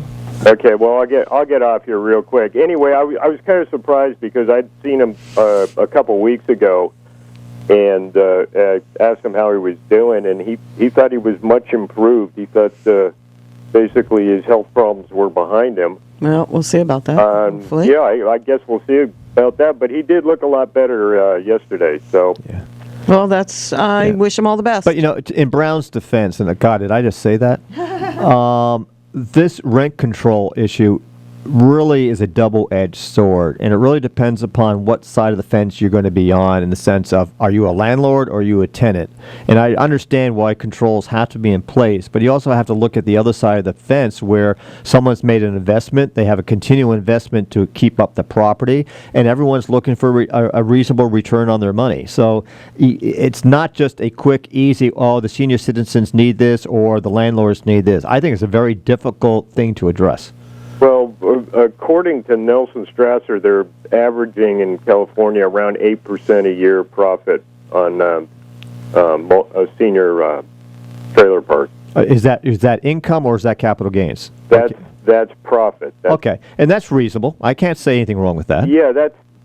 I mean, it's not a lot, but it's not a little either. Right, and basically this thing, does allow for the rents to go up, but it is tied to Social Security increases. Okay, and again, not getting into accounting here, but does that include the allocation of depreciation? Is that including a one-time expense for improvements on the property, the reinvestment that has to take place to keep the place up to par? And then on the other side, is it what's the capital gains, the growth in the asset happening? I mean, is the landlord getting a capital growth basis on that particular property in Lake County? So that's what I'm saying. It's not an easy thing, but as a senior citizen, yeah, I'm a senior citizen, and if I didn't have a lot of income, I'd be all for the rent control. So I don't think it's a very, I don't think it's a one-sided decision either way. Yeah, well, I'm a little more on the side of the renters because there's basically 30 or 40 of them for every owner. And I'm thinking that the renters are the people that are a lot less likely to absorb any sort of financial hardship than the owners. So that's my perspective. And you could be absolutely right on. I don't know enough about the owners and who they are. If they're big conglomerates, I have no sympathy. If they're small investors who are trying to make a couple bucks to survive. Well, you see, that's kind of the problem with the industry is that it used to be mom and pop running these places, and they were pretty reasonable. But when you started having a corporate ownership, they would come in and they were basically looking at this as, you know what, these people are stuck here. Let's raise the rent as high as we possibly can. Exactly, and I totally agree with you on that. Because, they're looking at it from just a dollar and cent standpoint. Right, exactly. And, anyway. Okay. That's all I got. Thank you, sir. Appreciate it. Bye. Thanks so much for your help last 2 weeks, too. Did awesome. Hello, you're on the air. Yeah, I was listening to Pete express his opinion there for the mobile home rent control situation. Yes, sir. Yeah, and I don't think he understands what's going on in the mobile home parks. For example, the park I live in was purchased maybe 10 years ago for like $250,000. Okay? And the tax rate would be like 1% of that. And so how much would that be? You mean the property taxes? Yeah, That'd be 1%, be about $2,200 a year. $2,200 a year? Something like that, yeah. Okay, so 10 years ago, the rents were like $285, and now today they're like $450. Okay. Okay. And so the tax base is still the same. Well, no, I don't necessarily agree with that because the county will reassess properties based on the current values. So, so the tax is still at 1%, but if the value of the property is going up to $400,000, so the tax will also go up. Well, it seems like the property's not reevaluated until it's sold. After it's sold for, you buy the place for $250, and then after 10 years, the rents go from $280 to $480. Mm-hmm. So therefore, the property is now worth $1.5 million. Mm-hmm. Then they'll change the tax rate. Wait, no, I'm going to be honest with you. I know in Arizona that they're reassessed on an annual basis. Here, I don't think they do it here. No, you're right. You're here. They're based on when you sell the property. So your color, you're absolutely correct. So, and I understand what you're saying, and please don't misinterpret my comments. All I'm trying to say is this is just not a one-sided. Absolutely, yes, you should have rent control because there's a lot of money that gets put into improvements on a property. And Wait a minute. There's absolutely, in my park, there's been like 0 improvements in like 7 years. Okay. Okay, so they are not putting any money into the park. Okay, this was not a scheduled discussion point, but we do want to come back to this. We have to get on to the medical marijuana ordinance changes that are being proposed because there's a meeting scheduled for next week, so we want to let people know what's going on with that immediately. But if we could bring this issue back to the table next week or the week after, that would be really good. Because I think, and let Peter do some research too on what the laws are regarding parks and how they're being regulated here in the state, because he's not an expert in this area and he's giving his opinion based on Arizona law. So if you would, caller, be willing for us to address this later on down the road, that'd be really good. And let me just make one quick comment. I'm not necessarily saying I disagree with the measure. All I'm saying is I don't think it's a slam dunk issue. I think both sides need to be looked at and come up with what's fair and reasonable. And I do believe in rent control, especially for senior citizens. There's no ifs or buts about that. But I think people sometimes feel that if you own property, you're a big, filthy, rich 1%er, and that's not necessarily always the case. That's all I'm trying to say. No, that's not always 100% the case, but right. About 90%. Okay, and you could be right. So, all right. Yeah. I appreciate your opinion, sir. Thank you, caller. Mm-hmm. Okay, let's move on to this. First of all, I want to remind everybody that the opinions expressed on this or any other KPFC program are the opinions of the speakers and do not necessarily represent the views or opinions of KPFC LCCR, its members, staff, or supporters. These are the opinions and views of the speakers only. Yes, so blame us, not anybody else. Always blame me. Yes. Okay, so Rick Howell has released a memo based on his new interpretation of how he would like to see Article 72 of the Lake County Zoning Ordinance, which would establish regulations and guidelines for cultivation that are consistent with numerous other counties throughout California. I'd like to know which counties they're discussing in this, and also to see what kind of lawsuits might be against those counties as well. I think we need a little more information there. Okay, so the overall objective of the ordinance is to allow local, individual, qualified patients and primary caregivers to cultivate medical marijuana in limited quantities and in appropriate locations that does not result in the creation of nuisance conditions upon their neighbors, increased possibility of home invasion, robberies, or other criminal activity, and does not create environmental damage. That's a nice little smokescreen. I love it. Okay, the ordinance proposes the following. To consider marijuana cultivation as an accessory use to a residence on the site that is occupied by the qualifying patient or primary caregivers. So somebody, if you're in a collective, someone needs to live on the site where the growing is going on. Require renters to obtain written approval to cultivate with notarized signature of the property owner. Limit indoor cultivation to a use area of 100 square feet. Indoor? Yes. Yeah, Okay, whatever. that's 10 by 10, folks. And Whatever. a 1,200 watts of lighting for health and safety reasons. Who's going to come to your house to see? That's an if invasion you're- of privacy. Hello? Well, this whole thing is a violation of patients' rights to begin with, and access. And I know they think they have the law on their side, but I have a feeling there's going to be a lot of lawsuits to challenge this. Allow this amount of indoor cultivation in any location that has a residence. To prohibit outdoor cultivation within any designated community growth boundary. You want to explain what that is, Peter? And on any parcel that is 1 acre or smaller. So no growing whatsoever outside if you have less than an acre. And then in this community growth boundary, right? What does that mean, actually? Community growth boundary. Are you not listening? No, I am. Community growth boundary. Honestly, I have no idea what that means. Okay, I guess really it's supposed to be I'm sorry, I thought you knew that part. I guess it's supposed to be a boundary that's set by the county as far as where they want to expand the county residential areas. So in other words, you have to be outside of this area to be able to grow, and you cannot grow if you have less than an acre.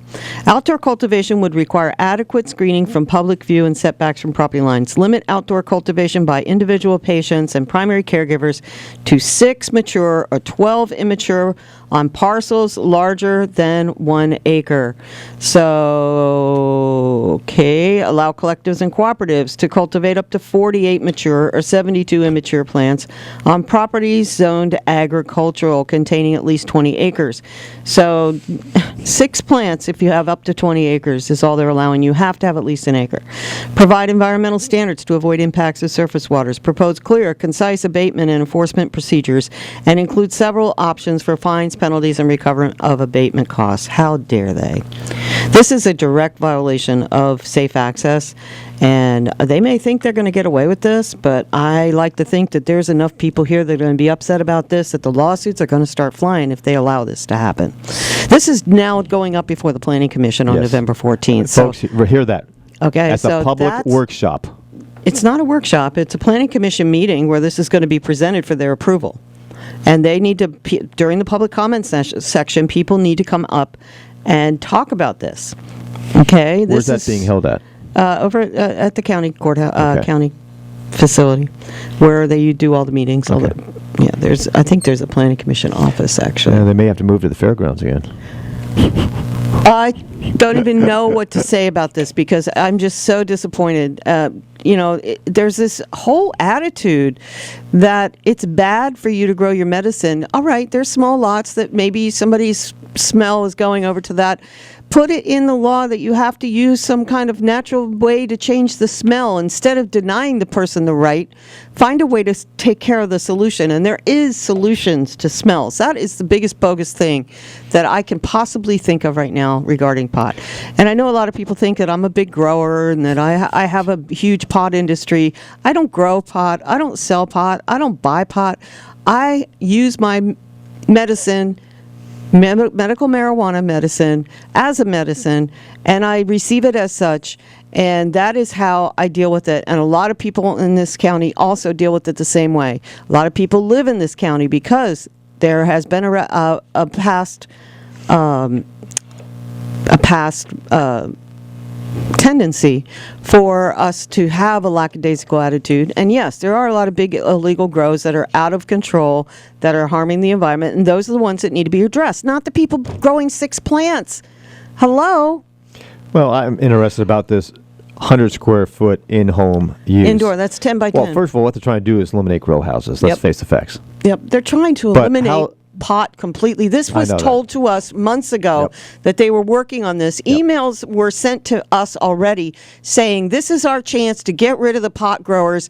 We're going to do it, and we're going to do it by outlawing growing of pot. And destroy our economy of what it may still be. Instead of taking it like they're taking it in Washington and Colorado and learning how to make it an industry, our so-called leaders who have got their heads in the sand and are playing games are trying to create this as another way to prevent people from getting Rick their Coel medicine. put this together, right? Yes, he did. Do you think he had input from the supervisors? Yeah, Rob Brown was involved in it. He was. Gee, what a shock. Hello, caller, you're on the air. Well, I guess they get enough asset forfeiture and all that big money from the fluoride pesticide grape industry. They could just trample everybody down. Oh, yeah. Have you noticed how every single road to every single vineyard has been repaved in the last 3 months? And the air is so bad from that big spraying, and it gets on the lake. And forget the cancer rates around the lake. Yeah, forget about the cancer rates caused by all the spraying and the pesticides and the fungicides and everything else. Highest in the country, I heard. Yeah, it is. We are the highest in the Professor country. John said, if they let private industry try to fix the lake or the air, Or they at least get in the somewhere state. instead of letting them decide who's doing what. I know we're the largest in the state. I don't know for sure if we're the biggest in the country. Oh, well, I got to check the real estate magazine to see if I... Hello, you're on the air. Hi, Terry. Hi, Pete. Hey. Hey. I just want to say, in my opinion, I don't use the product, myself, but I don't see anything wrong with it. Let me put it this way: I'm not against it. Mm-hmm. And I'm sort of on the side. I have to say, this is my personal opinion now, of the nuisance issue. Mm-hmm. But at the same time, I think they have to think about, changing some of these zoning laws because, for economic reasons. Because to allowing some of these businesses and people to come in and create jobs, and, if they were to create jobs and people wouldn't be thinking about trying to, make rob money. people, yeah. Otherwise, so you don't hear enough about. It's all about wine, sure. That's obvious, and anybody knows it. But mom and pop. You don't hear much on that side of the coin where they might allow.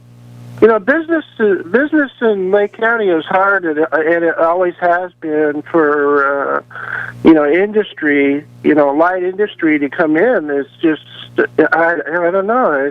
I've always wondered, and I could never understand that why they try to keep people out. And there's just not enough jobs, so they can blame somebody for trying to grow a couple extra plants or something like that if it's going to pay their bills. Yep, that's very true. It's very self-defeating, this whole thing, because they should be using their heads and they're not. Yeah, I don't know. It's nuts, And then you think about on the other side of the coin, they don't mind because it's creating industry for law enforcement. And, Sure. It's a money machine. Yeah. Sure. Yeah, it's a very sad thing, and I hope that the people who are going to be affected by this do strike back with a class action lawsuit against the county. I would highly support that in any way, shape, or form, and would join it too, because I personally won't be allowed to grow my medicine in court if this gets passed. So, yeah, shame on them. All right, okay. Thank you. Thank you. Hello, you're on the air. Hi, good morning, Peter. Hey, Terry, good morning, John. Hey, John. Well, I had a brief moment this morning to review the ordinance, about 20, 25 minutes, and just from what I could gather, is that the ordinance itself, on the face of it, it appears as if it kind of is in violation of civil and constitutional rights, state rights at least, regarding Compassionate Care Act 215 and 420. The city council, the county council, legal department has made references to cases of 2008. They haven't really mentioned anything. They mentioned the Empire and Riverside case where I forget what that's based upon, but there's 2008 cases. So that 5 years have transpired since then that they're building this ordinance on. It's getting the community growth boundary area. I've looked at the Upper Lake area, and it basically what it does is it keeps it out of the community and brings it into the ag land area. Although it's not all designated ag, but if you want to grow if you have 20 or more acres, it has to be on ag to do a caregiver to be able to Does provide that for mean others. that the agriculture department is going to recognize it as an agricultural crop at that time?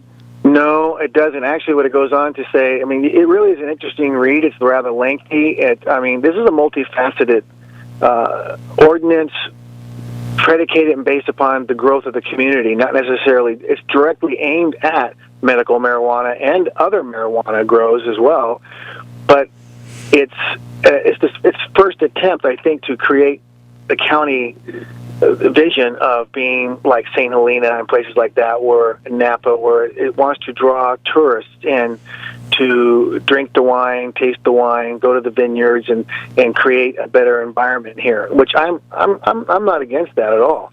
However, I think the language of the ordinance, it's really restrictive in many areas, not just indoor grow, but even when you get into the ag area and 20 acres plus, there's a continuation of limitations. If you still need to have fences around the grow, even if you're on 100 acres, you still need a fence. It can't be visible. If your grow reaches above the fence line, then you have to top your fences or grow a pot that doesn't grow upwards but grows wide.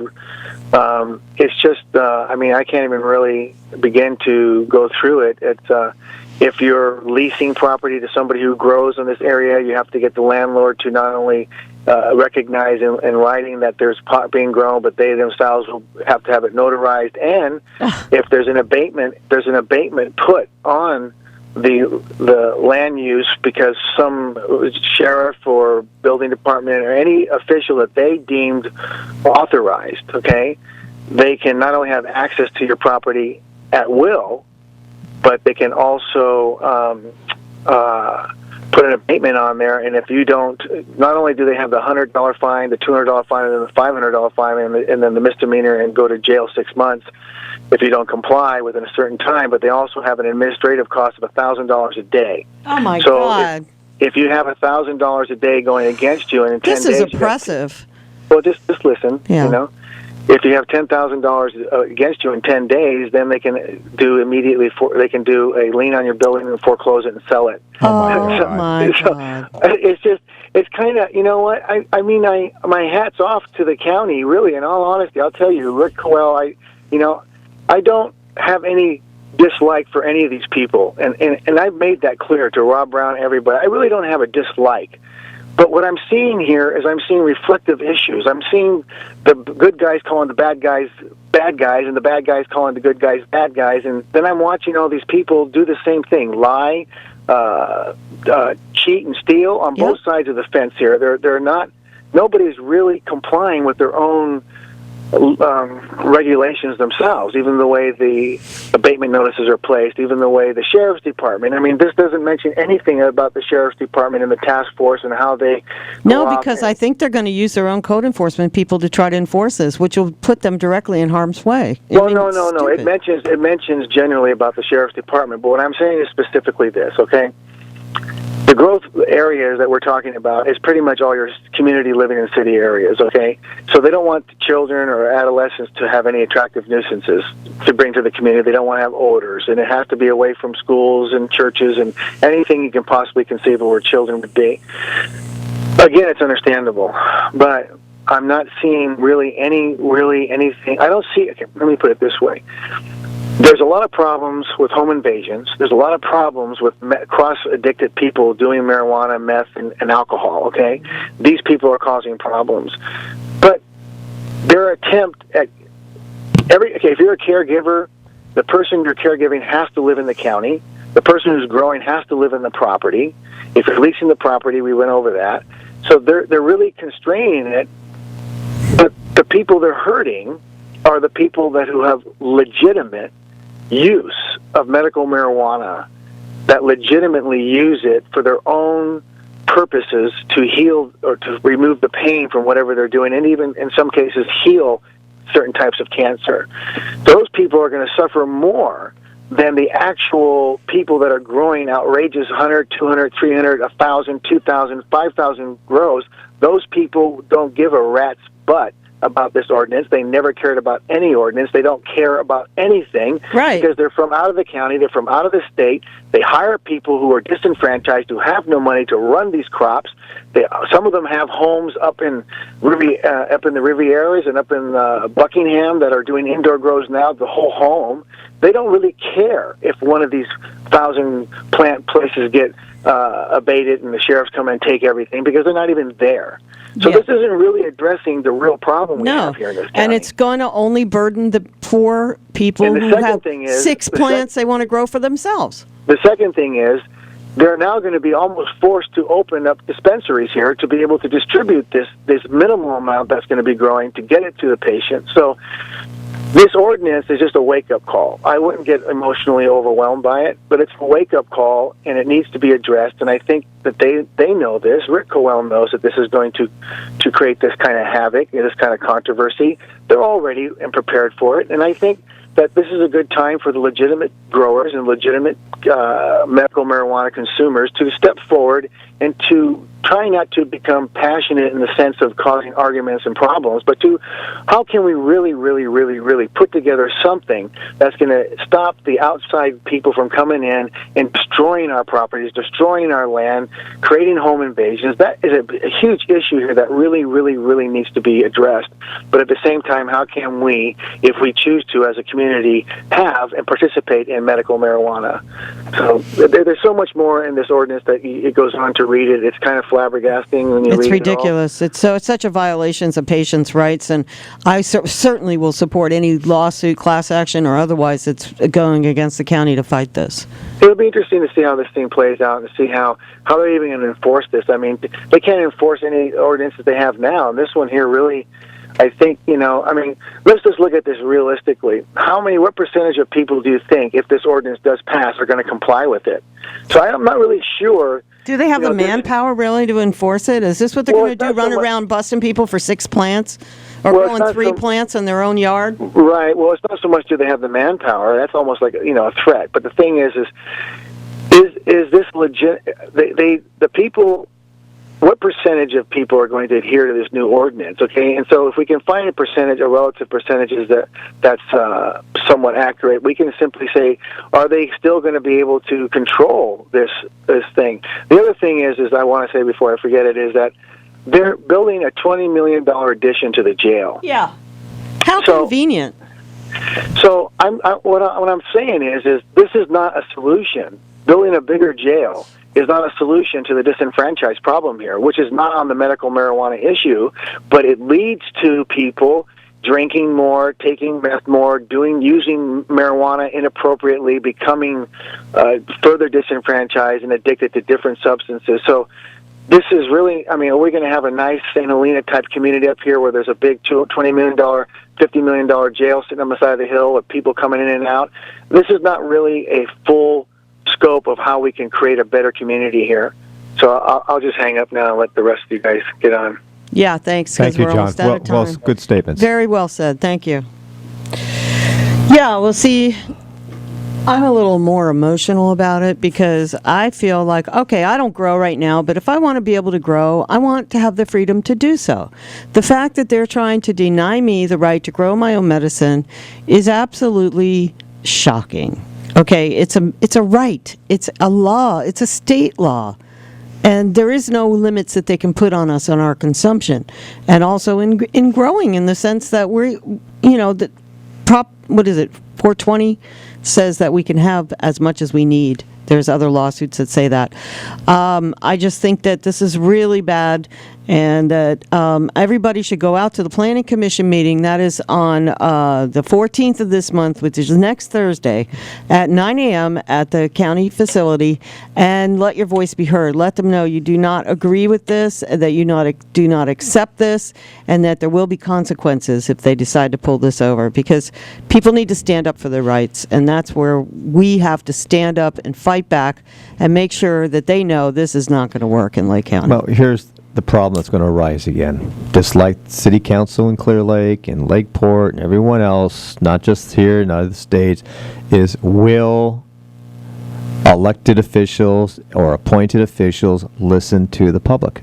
We can go up there as educated and knowledgeable as we can be regarding the laws and the viewpoints of California, but will they listen? That's what it boils down to. Exactly. Because we've experienced it ourselves. We can go up there and rant and rave in well, the most this Measure educated H way. is a perfect example. Yep. We recommended that they not do a special election, save it for the regular election time. They could have done it in June when it wouldn't conflict with the Measure G or E or whatever it is for the lake tax.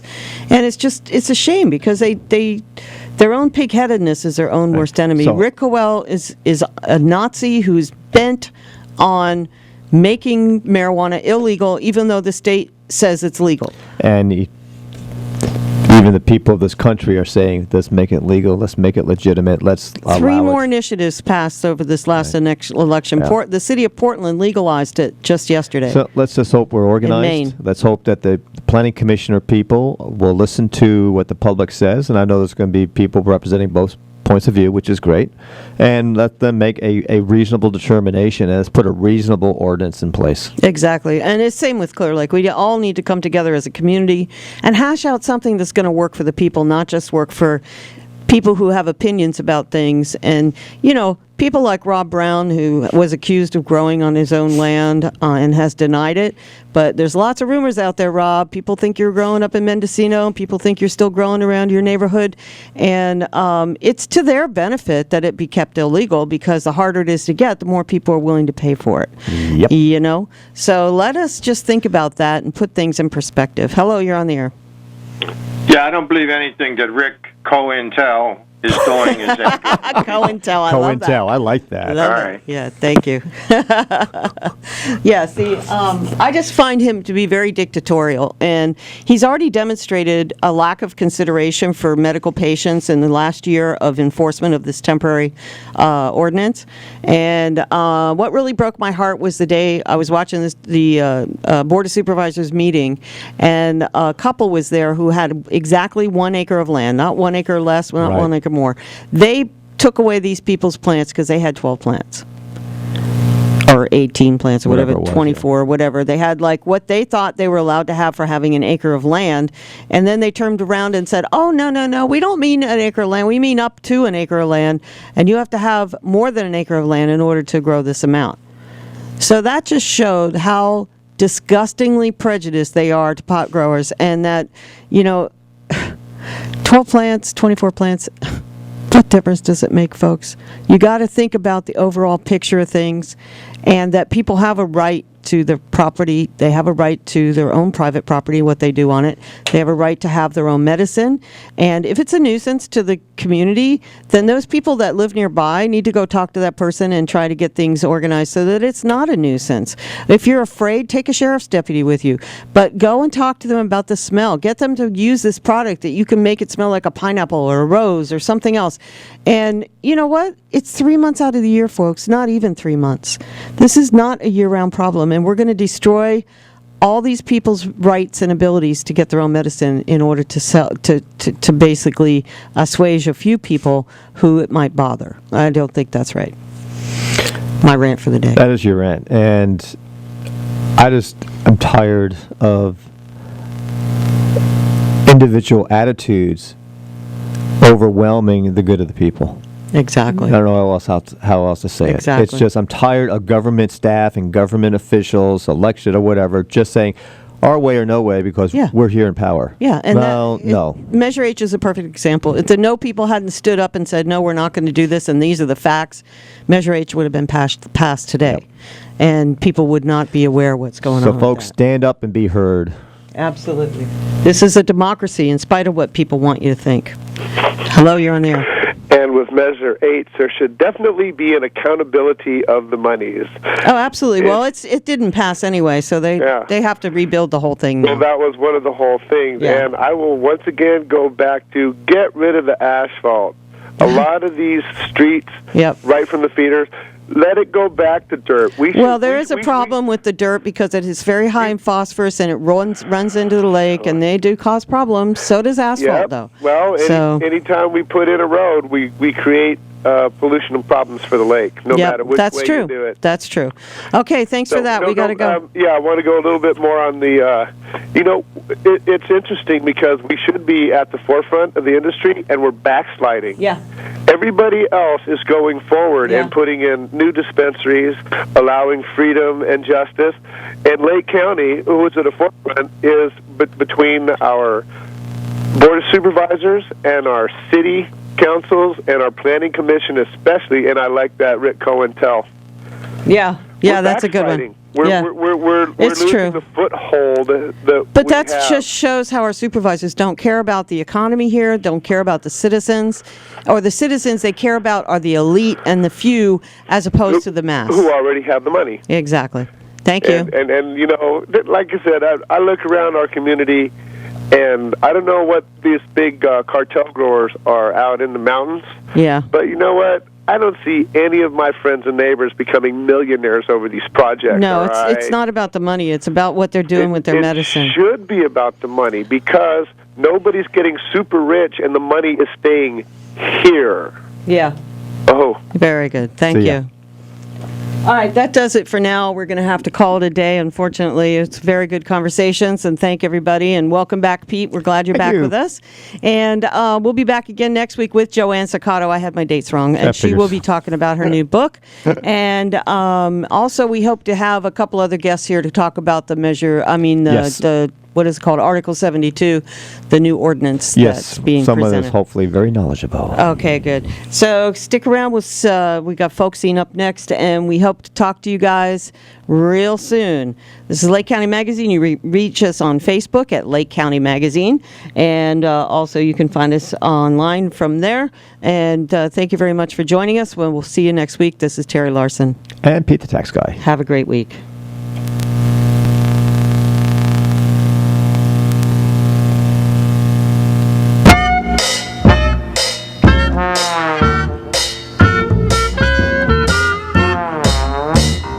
KPFZ will be having a one-day on-air fund drive on Saturday, November 9th, the Harvest Fund Drive.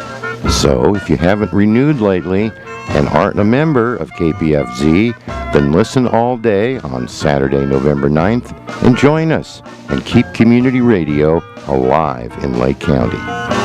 And then, a few days later, November 14th, help us celebrate at the Soper Reese Theater, when Holly Near will perform live in a benefit for KPFZ. More information on Holly Near, 998-1302. So, that's the KPFZ Harvest On Air Fund Drive all day, Saturday, November 9th, and Holly Near at the Soper Reese Theater, Thursday, November 14th, and help support your community radio station.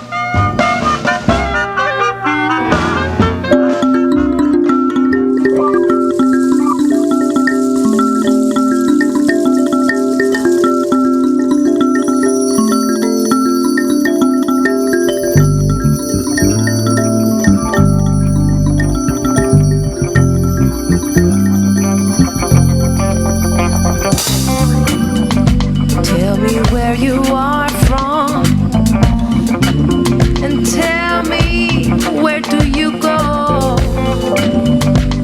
How safe is your home? Tell me where you like to go.